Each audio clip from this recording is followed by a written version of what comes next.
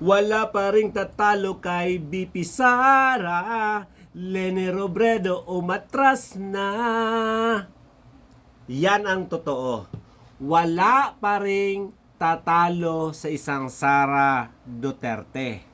Biruin mo, 19 Congress, gustong ipa-impeach si BP Sara. Ang bawat pirma ay may halaga. Pero ngayon, 20 Congress, yung House Committee, ang ginagawa nila, ibina-blackmail nila si BP Sara tungkol sa kanyang salin, sa AMLAC, at biruin mo, 2 ulol ang testigo nila.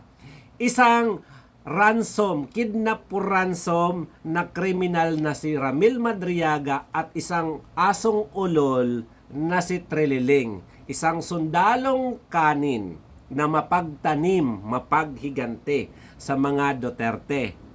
Ikaw ba naman, BP Sara, hanggang ngayon hindi kanila kayang tibagin?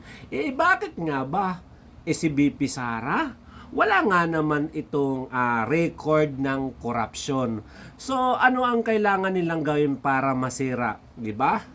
Political scrutinize na lang ang ginagawa nila. Yon ang kaya na lang nilang sirain. Kasi, masisira talaga si BP Sara. Kasi maraming ugok, maraming mangmang na walang alam.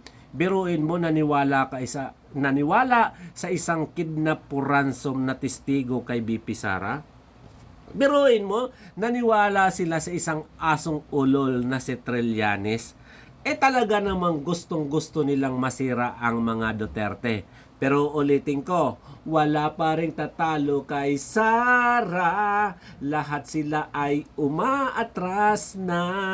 Di man ako magaling kumanta, sentonado man ako. Pero tama yung sinasabi ko, na si BP Sara ay malakas. Pero mo lahat gagawin nyo, masira lang. Kung hindi malakas yan si BP Sara, pagtutuunan nyo ba ng pansin? Ibabaliwala nyo, di ba? Kasi tandaan nyo ang daming issue lalo na sa korupsyon sa nakawan. Pero nakatutok ang lahat para sa 2028 election para sa candidacy ng isang Sara Duterte.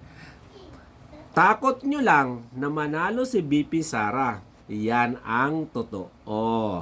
Aminin nyo man o hindi, mga bugok, mga mangmang at tanga, hindi nyo matutumba ang isang Sara Duterte.